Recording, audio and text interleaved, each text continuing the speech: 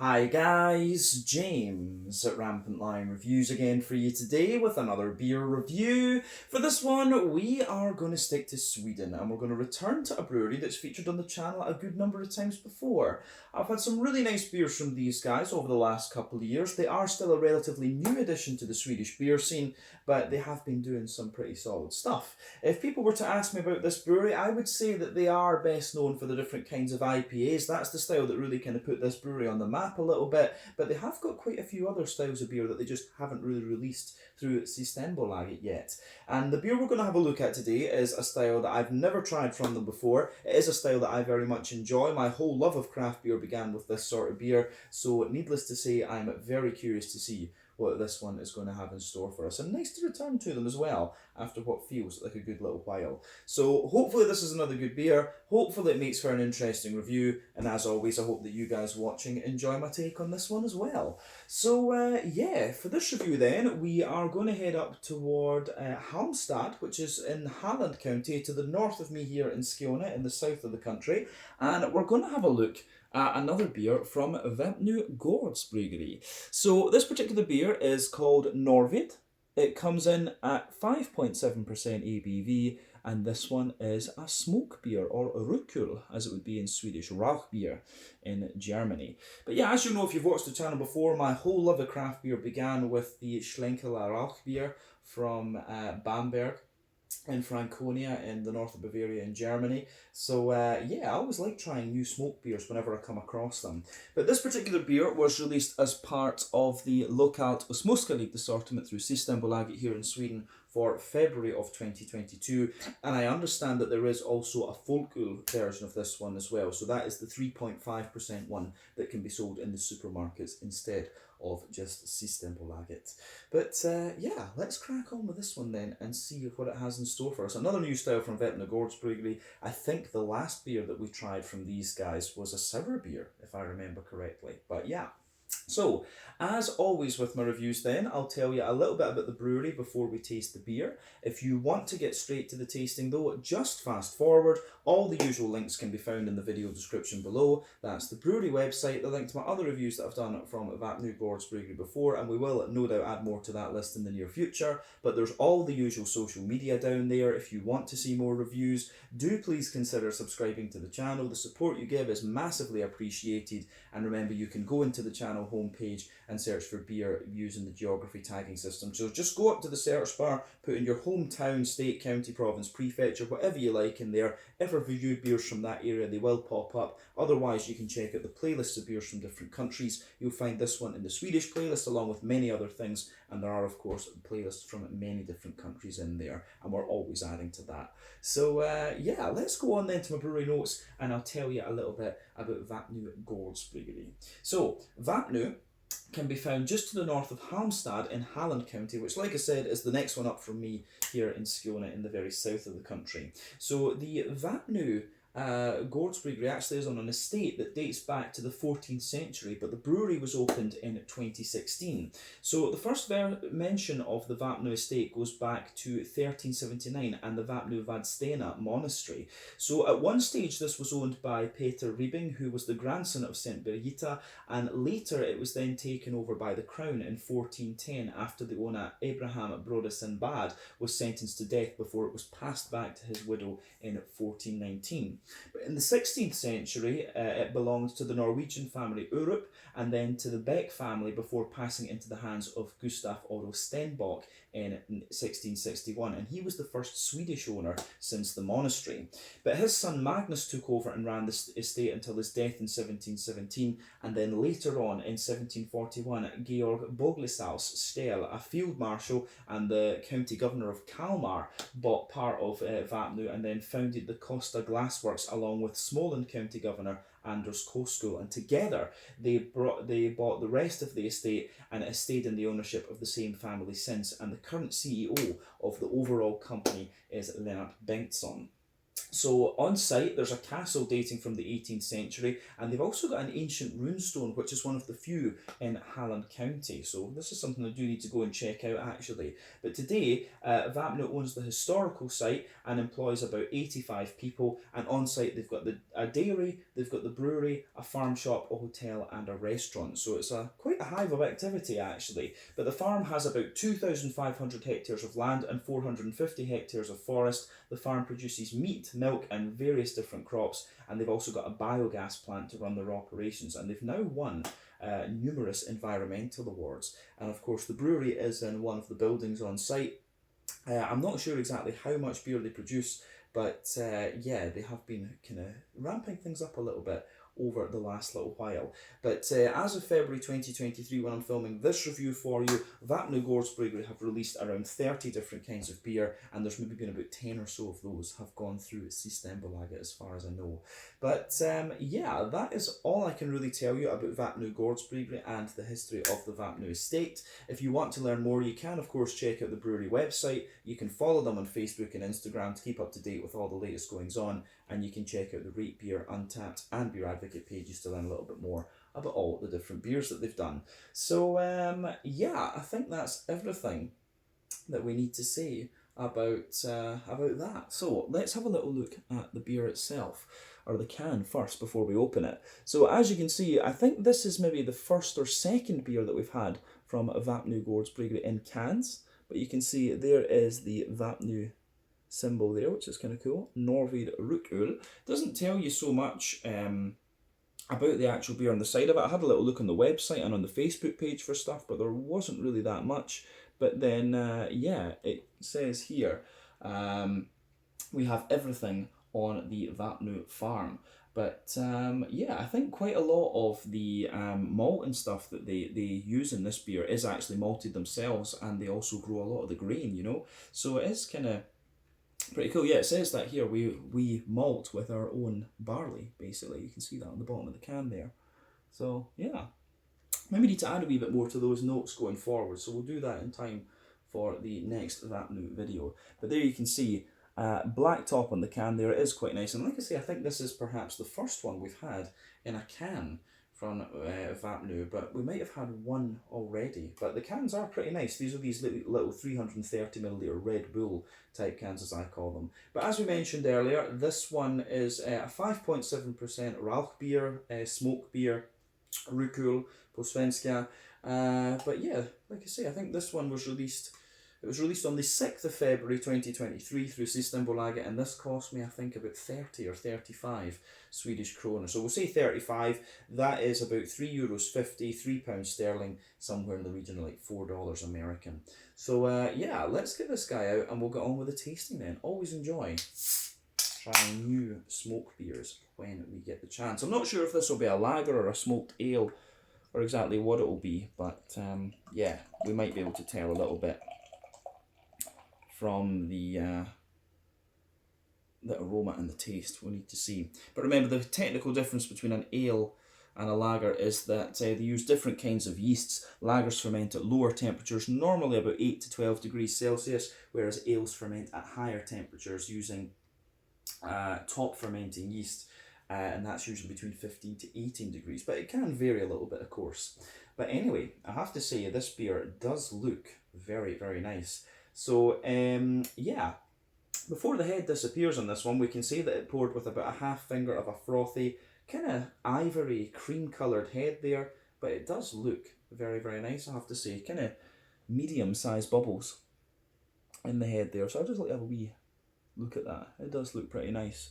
But as you can see, the colour of this beer is a lovely kind of light amber, I would say. So remember, the colour of your beer depends on a few things. That's one, the type of malts that you use. This goes a long way to determining your EBC rating. Two, length of your wort boil is also going to play a role, because the longer you boil the wort, the more the sugars caramelise, and thus you get a darker colour of beer. But any barrel aging that you do, or any adjuncts that you put into the beer, will also affect the colour of it as well. But yeah, I don't think it's that often that you actually age a Rauch beer, if we can call it that. So yeah, one or two big bubbles sticking toward the side of the glass, a few little ones going up toward the bottom of the head there, and the head incidentally has faded away to just be a nice kind of thin foamy layer.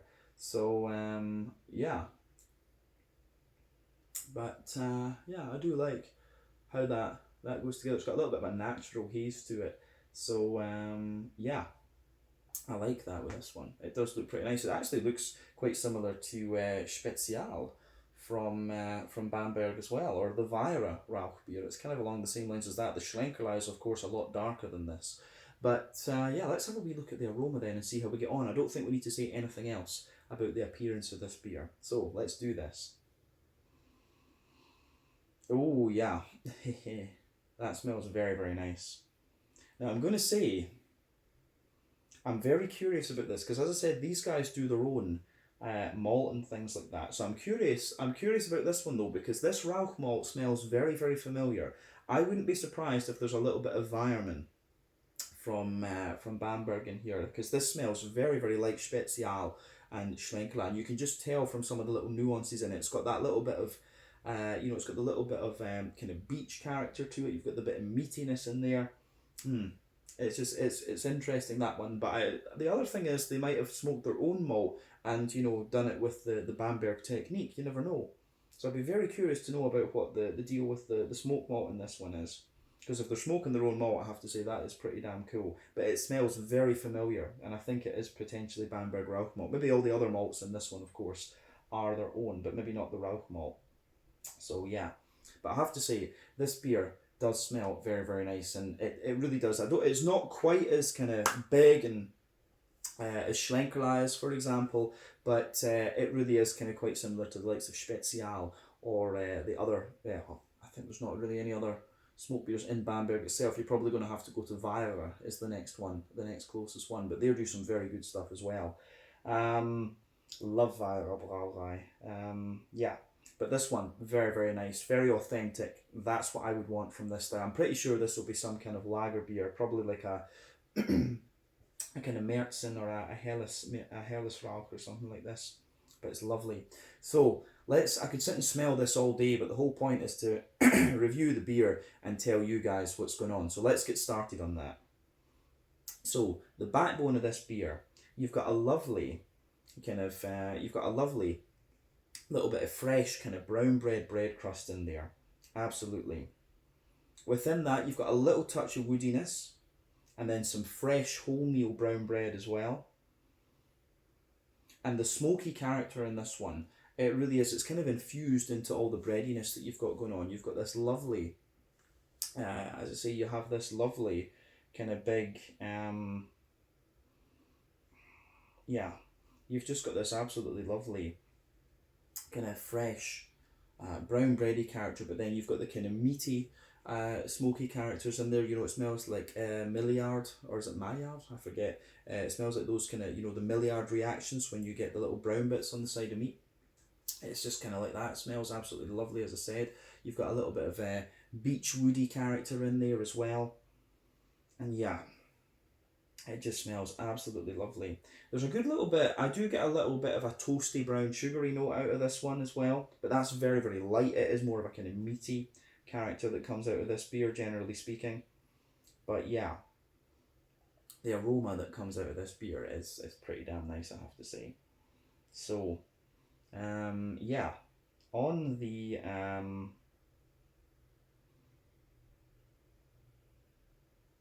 yeah, on top of that, as I say, on top of the brown bread, you do have a little bit of a slightly leathery brown sugar, slightly toasty as well. You've got all the smoky character in there, maybe a little bit of a kind of McVitie's digestive biscuity type quality. The aroma of this beer is actually pretty kind of straightforward and straight shooting, but we'll get a bit more complexity out of it when we actually taste the beer, I think.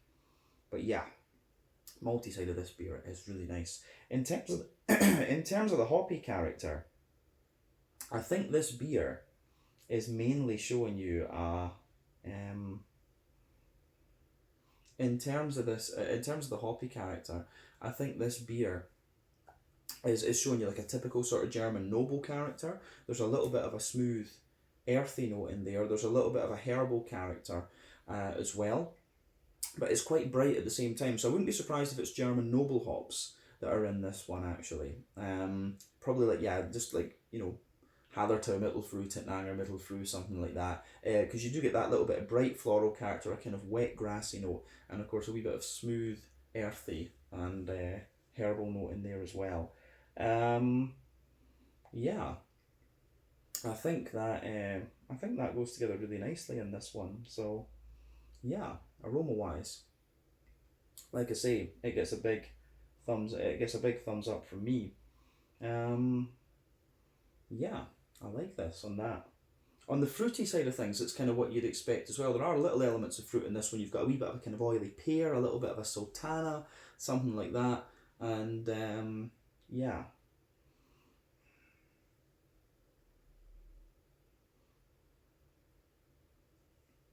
But yeah, a little bit of oily pear in there, a little bit of sultana. Is there anything else we should say about it? I don't know, to be honest. I think that's about it on the fruity side of things. Like I say, this beer is very straight shooting in terms of its aroma, but I just think it's really well done. And I'm just very, very curious to try it, I have to say. I bet you probably my only complaint about this one at the end, knowing the quality stuff we get from Wäpno, will be that it's only a 330ml can, so we'll see about that. But yeah, aroma, this one is beautiful, very authentic. Like I say, it reminds me probably a bit more of the Weyer Rauch beer from just outside of Bamberg. So try that one if you get the chance. But let's have a wee look at this beer and see what it's all about. The aroma certainly is very nice. So yeah, this one is the Nordvid, a 5.7% Rauch beer, Rückel, smoke beer, whatever you want to call it, from Wapnö Gårdbryggeri in Wäpno, just a little bit to the north of Halmstad in Halland here in the south of Sweden. Let's get stuck in. Slange, skål, cheers.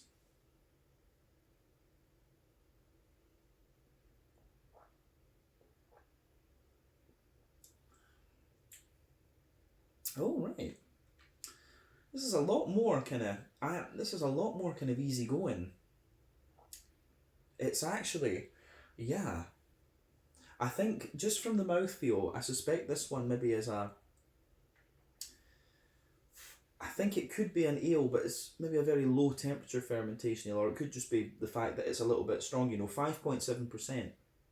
I think for a Rauch beer, unless you're going up to the box and stuff like that, it's a little bit heavier actually.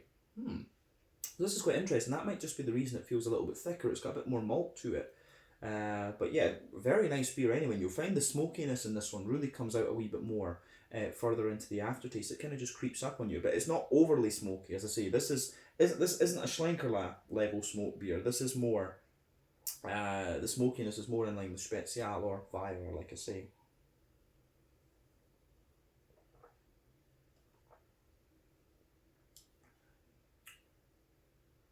But yeah, that is nice. It's actually a very sessionable and just very drinkable Rauch beer, this one. It's a sort of like typical Brauhaus beer, to be honest with you, and that's it. So yeah, I'm going to say straight away, I'm not happy this is only in a 330ml can. If you're going to do something that's as drinkable as this, put it in a 440 or a half litre. We'll get that out of the way. I quite often do that with lager beers. I don't like it when craft breweries put lager beers and more sessionable things in the 330s. I can understand why they do it. It's a volume thing and, trying to get their name out there a little bit more and all this kind of stuff. It is a marketing thing. But, if I'm going to have a beer like this, I want the half litre. That's just me. Anyway, that complaint is over. I think that's the only complaint I'm going to have about this beer, to be honest. But yeah, this is very nice. Let's try and break it down for you and just describe it a wee bit more in depth, as we always do.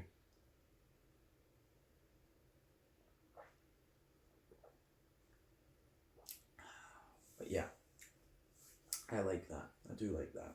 So, middle third of your palate then. The backbone of the beer, you've got that lovely kind of fresh, wholemeal, brown bready bread crust in there. Toward the front of that middle third of your palate, you do have a little touch of woodiness in there, which I like. So yeah, fresh brown bready bread crust, little touch of woodiness toward the front of that middle third of your palate, and then above that you've got a little bit of a kind of wholemeal brown bready sort of thing. So yeah.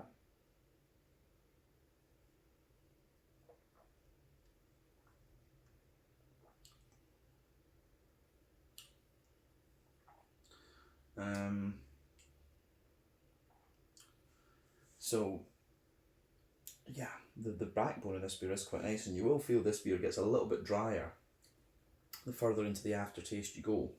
But again, I do quite like that about this one.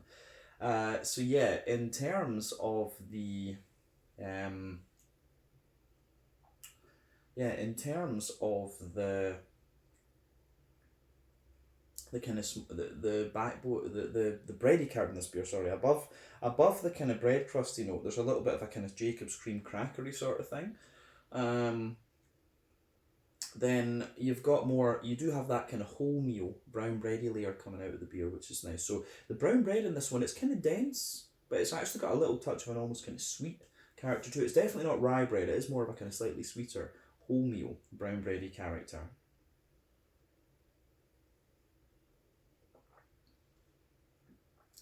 And it's kind of within that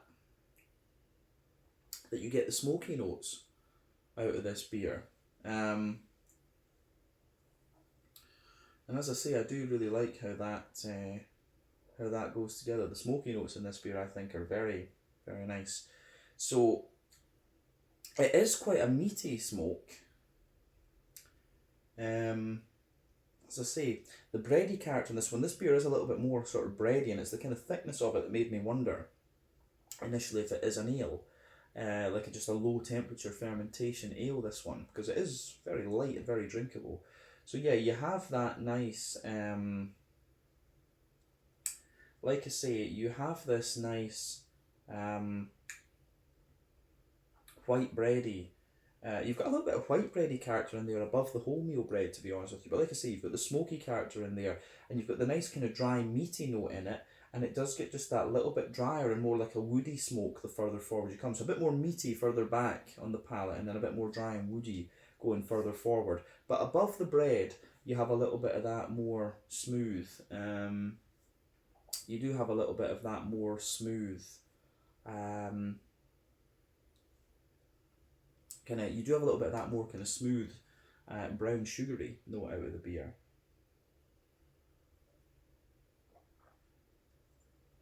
It's a kind of leathery. It's a slightly leathery brown sugar. So yeah, you've got that nice kind of leathery brown sugary note, which is there. But as I say, the brown, it's not sweet really, it is just adding a little bit more dryness to the beer. There's maybe just a little, in the dead centre of your palate, maybe you get a tiny little bit of caramel there and a little bit of a little bit toasty brown sugar underneath, and then a wee bit of biscuit. But then yeah, it's this sort of leathery, dry brown sugary note that comes out of the beer. So yeah, the way that goes together, I think, is quite nice. I do like that about this beer. Yeah, so I think that covers everything we need to say about the middle third of your palate in this one, actually. Yeah, it's good stuff. So the border region between middle and back third of your palate, you do get a nice little bit of a bready build up in there, which is good. So yeah, nice little bit of bready build up. You have got a little bit of a you have got a little bit of the smoky character coming out there as well. You get the nice meaty notes, but then in the back third of your palate, you've got more. I think you've got more of the meaty smoky character coming out of the beer. So again, the base of the back third of the palate is smooth, slightly drier, woody character. Above that, there's a little bit of a bread crusty sort of thing, and then above that, you have you get the kind of wholemeal brown bready character, and that's a lot more tall and a lot more kind of airy this time. So as I always say, on the back third of the palate, the flavours are a little bit drier, if that makes sense. So yeah, you've got a little bit of a kind of more dry bread crusty character there. The drier, more bitter flavours come out further back on the palate, sweeter flavours come out further forward. That's the general thing. But in that kind of more airy brown bready layer, you can feel some of the meaty smoke is kind of sitting there, and then above all of that, you can feel there's just like a slightly more dense, kind of dry bread crusty thing again, and above everything else there, the top layer of the back third of your palate is like a very farmhousey, woody, kind of crackery bready character. So yeah, that goes together really nicely.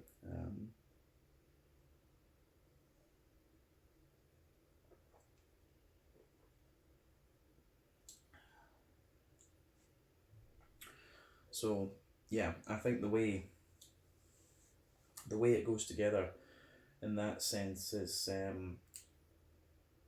pretty nice. Um, yeah, on the I think that the layers on that back third of the palate are nice, but definitely the flavour is a little bit taller. Then as you come further forward into the middle third of your palate, you can feel it just kind of squashes down and condenses a little bit more. But as I say, I quite like that for sure.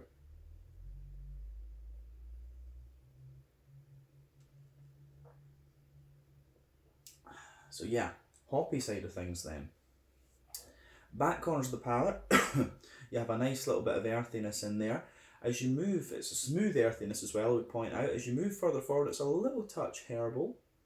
And as you push toward the kind of front corners of the palette, it's a little bit more sort of floral, I would say. You do get a little bit of that brighter floral note. Round the front curve of the tongue, it's a little bit lighter and grassy.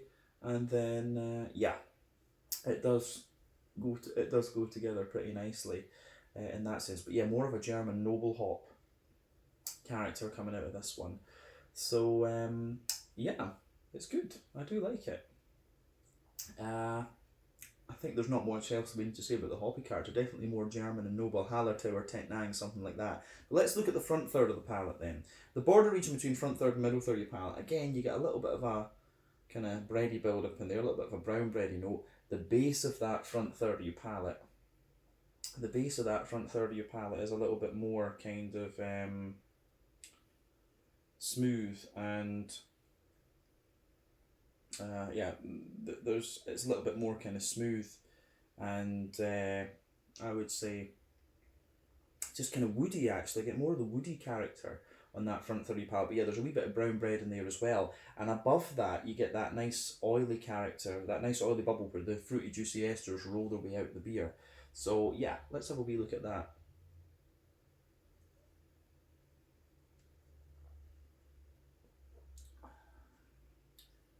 So at the back of that, front third of your palate, you've got a little bit of a more, kind of, you do have a little touch of like a sultana type quality there, but then as you move, we've got that, yeah, the dry white green grapes, but as you move further forward into the middle of that front third of your palate, you get a little bit more of an oily pear, and as you push into the front half of the front third of your palate, yeah, the oily pear continues, but you've got a little, there's almost like a little teeny bit of gooseberry and maybe a tiny little bit of like a fresh green apple, which is those are common things you can find in yeah, those are common things that you'll find in German hopped beers. But yeah, I think this goes together quite nicely. It is a little bit like a kind of Märzen lager, this one with Rauch malt in it. I think that's maybe what it is.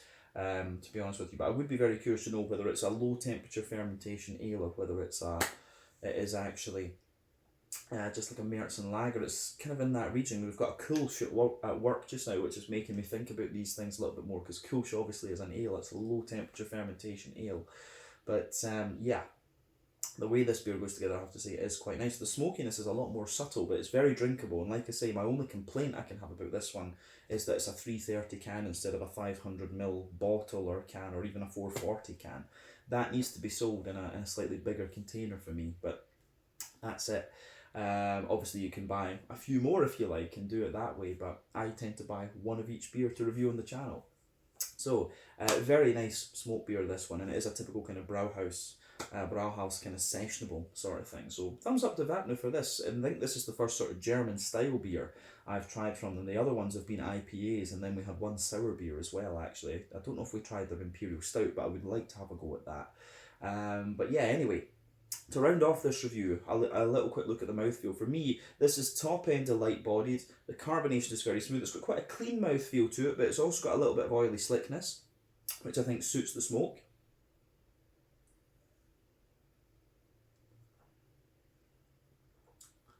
And then yeah, you've also got on the malt base, as I say, you've got a bit of dryness in there. You've got some smooth breadness, a little bit of smoky dryness, a little touch of sweetness. The hoppy character's good. Then you've also got that oily, you've got that nice kind of oily fruity character as well. So yeah, nice kind of dry fruity note to it as well, I would say. So yeah, really, you get more smokiness out of this beer in the aftertaste, that's for sure. And it's quite a meaty, smoky note as opposed to the kind of grassy smokiness that you'll get from the grassy smokiness that you'll get from the kind of Scottish peated malts. But yeah, very, very nice beer. So thumbs up from me. Yeah, I think we can leave it at that. So this one was the Nordvid, a 5.7% Rauch beer, Rauchul, smoke beer, whatever, from Wapnö Gårdbryggeri, just outside of Halmstad in Halland County here in the south of Sweden. So once again, thank you for watching my beer reviews. Until the next time, please like, subscribe, share, all the usual YouTube stuff. Let me know your own thoughts on this beer in the comment section below. Let me know what your favourite beers are from Wapnö Gårdbryggeri as well. And we will no doubt return to these guys again at some point in the very near future. But until then, Slange, Skål, cheers, check out my social media, check out theirs, and I'll see you guys again soon. Catch you later.